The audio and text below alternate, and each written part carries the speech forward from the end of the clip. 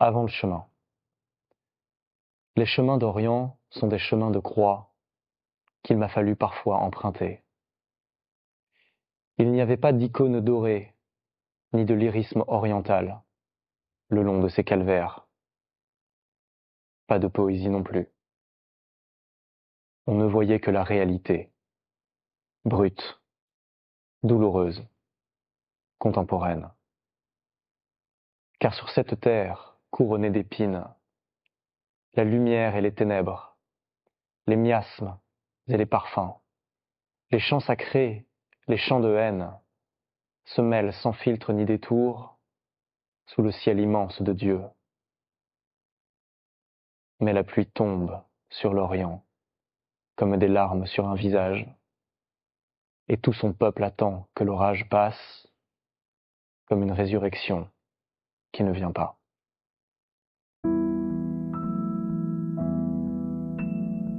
Station 1. Jésus est condamné à mort. Les chemins d'Orient sont des chemins de Dieu. C'est là que je l'ai vu. Sur les portes de Mossoul, le signe de son nom. À Beyrouth, j'ai entendu la détresse de son peuple, et à Damas, son silence. Ponce Pilate régnait sur les palais présidentiels. Les pharisiens prêchaient dans le temple des religions. Et Barabbas hantait les rues, l'arme à la main.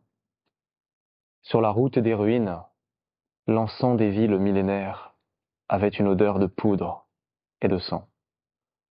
Les chemins d'Orient sont des chemins de croix, et dans leurs bas-côtés, les enfants ramassent des cadavres de balles. Station 2. Jésus est chargé de sa croix. Sommes-nous à Jérusalem, à Bagdad, à Stepanakert, Kiev, dans les souks d'Alep ou le port de Beyrouth? Peu importe le lieu, peu importe l'époque, ce sont toujours les mêmes visages, les mêmes cris. Des printemps avortés, le désespoir, la haine, la colère, guidant le peuple au Golgotha. Ce même peuple qui hurlait « Qu'on le crucifie, qu'on le crucifie !» Cette foule, fait-elle tomber les murs pour en bâtir d'encore plus haut, pour se venger, pour donner un avenir à ses enfants, pour s'arracher à son fardeau? Qui croit-elle vraiment sauver? Dans la fureur et le chaos, elle seule demeure comme une certitude, la croix. Station 3. Jésus tombe sous le poids de sa croix. Les chemins d'Orient sont des chemins de peine. Mais ce n'est pas de la peine ni de la peur, c'est de l'effroi qui incendie les yeux de l'homme qui tombe pour la première fois. Ce regard, c'est le regard du corps souffrant, du Christ, celui de l'Orient, que chaque nouveau coup, chaque nouvelle guerre ramène à la première chute de celui qui supplia le ciel « Père, sauve-moi de cette heure. » Allons, relève-toi et marche. Il te faut vivre encore. Station 4. Jésus rencontre sa mère. Des décombres de Damas aux ruines de Sanaa, des sables de Ninive aux murs de Jérusalem, les chemins d'Orient sont criants de silence cruel. Voyez Marie, mère de toutes les mères, madone de nos douleurs et gardienne de notre espérance. Avec l'humanité, elle souffre. Son cœur saigne autant que son fils. Approchez-vous pour l'entendre tout bas, car ses yeux sont sans pleurs et sa bouche est sans voix. L'Évangile dit peu l'étendue de ses mots.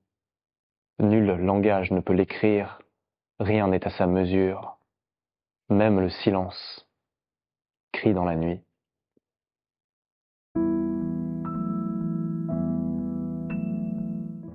Station 5. Simon de Cyrène aide Jésus à porter sa croix. Au milieu des ténèbres, Ils sont une lueur, une main tendue vers la détresse, un phare dans l'insondable nuit. Des hommes et des femmes, des anciens et des plus jeunes, ces saints du quotidien, ces inconnus au cœur immense, qui par leur dévouement, leur amour, leur présence, soutiennent la croix des autres, sans question ni jugement, sans bruit, dans l'effort et la joie, dans la fatigue et la douleur. Combien de fois n'ont-ils pas failli chuter ou renoncer?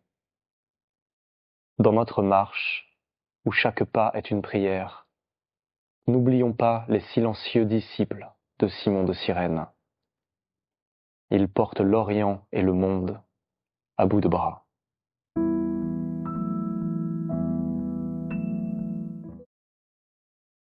Station 6. Véronique essuie la face de Jésus. Parmi les plaintes et les ombres, entre les coups et les crachats, il en est comme Véronique que la tendresse guide pour consoler un supplicié, que le courage soutient pour braver des hommes en armes, que la bonté éclaire pour laver le visage de Dieu. Ce visage, c'est celui de l'Orient, meurtri, humilié, souffrant, abandonné. Et ces nombreuses plaies sont si profondes que rien, sinon l'amour, n'arrive à les panser. Station 7. Jésus tombe pour la deuxième fois. Du sang, de la poussière. La vue se brouille. Tout est allé si vite. Hier, on célébrait ton entrée à Jérusalem. Tu rompais le pain avec tes amis. On t'appelait Rabbi. Aujourd'hui, tu es seul, à trébucher dans les abîmes.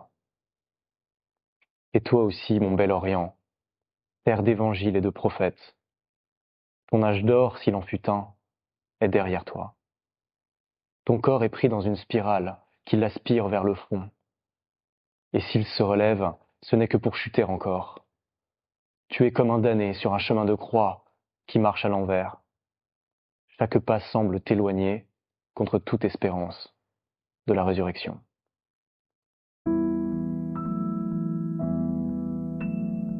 Station 8. Jésus console les filles de Jérusalem. Vous qui voyez l'Orient de loin ou de très près, et qui l'accompagnez avec vos larmes et vos prières, vous êtes sa consolation. Vous qui soignez le corps blessé de l'être aimé, en lui offrant un peu de vous, vous allégez la croix du monde. Vous qui souffrez dans la solitude et l'indifférence, séchez vos larmes, car tout au long du chemin et jusqu'au bout, la présence invisible de Dieu, comme un ami, réparera vos cœurs.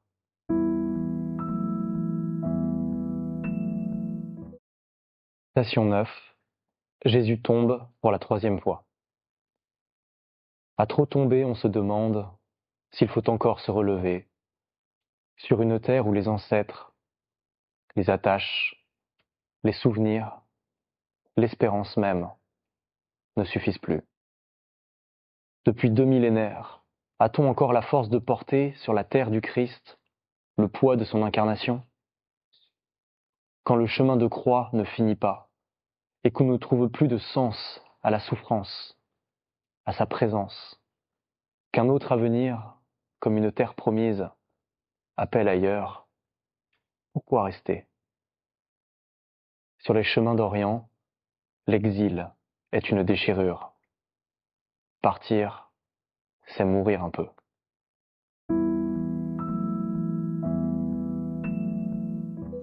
Station 10. Jésus est dépouillé de ses vêtements. Te voilà nu, comme cet homme au poing levé, comme au premier jour, dépouillé par la cupidité de ceux-là même qui devraient le protéger. Te voilà nu, et tes plaies sont à vif. Tu te mets debout, mais la douleur et l'impuissance t'accablent. Te voilà nu face à tes regrets et aux interrogations de ton âme qui ne sait plus où elle va, ni qui elle est. Sans conversion, se révolter ne sert à rien, car cet Orient-là, ce monde-là, qui se dépouille lui-même parce qu'il ne veut pas mourir, ne peut pas renaître. Station 11.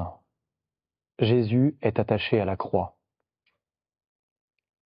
Les chemins d'Orient sont baignés par le soleil, mais déjà le crépuscule descend.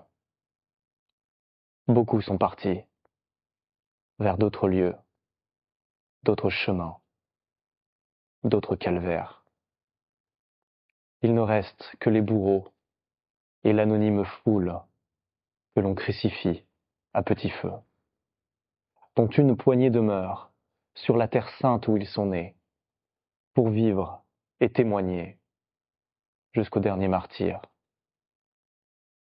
Pour les autres, ceux qui n'ont plus la force, d'aucun soupir parfois, tant qu'un rayon de soleil brûle encore, pourvu qu'on en finisse. Vite.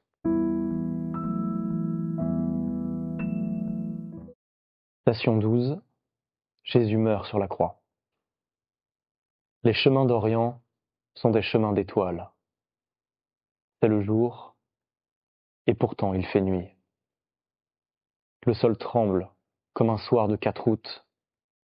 À travers les ténèbres et le ricanement des bourreaux, un cri déchire le ciel. Élie, Élie, lema sabachthani. Cet appel, c'est celui de l'Orient, transpercé, désespéré, oublié. Avant d'avoir rendu son dernier souffle, c'est la nuit. Dieu paraît absent. Mais dans l'absence, une voix a parlé. Vraiment, c'était le Fils de Dieu. Cette voix du centurion qui dit tout, qui sauve tout, donne une raison d'y croire et de ne pas sombrer. Station 13. Jésus est descendu de la croix et remis à sa mère. Les chemins d'Orient sont des chemins de larmes et de femmes en deuil. Ô Marie, mère vénérée par le croissant et par la croix, combien de piétas ont après toi, dans le même linceul, soutenu l'insoutenable? Combien ont après toi serré le corps sans vie de leur enfant? Liban, Irak, Yémen, Syrie, Égypte, Turquie, Iran, Israël, Palestine, Arménie, Afghanistan, maintenant l'Ukraine.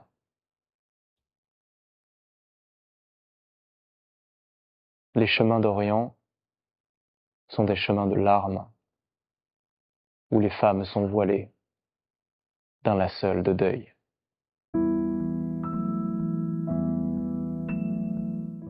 Station 14. Jésus est mis dans le sépulcre. Les chemins d'Orient sont des chemins de croix qui s'achèvent au tombeau. C'est là que notre marche prend fin, avec son cortège de larmes et de souffrances. Mais le sépulcre n'est pas la fin du voyage. C'est un nouveau départ vers un lumineux mystère où la mort n'a pas le dernier mot.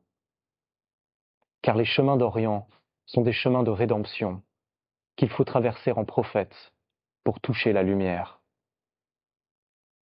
Nul ne peut atteindre l'aube sans passer par le chemin de la nuit, nous dit Khalil Gibran.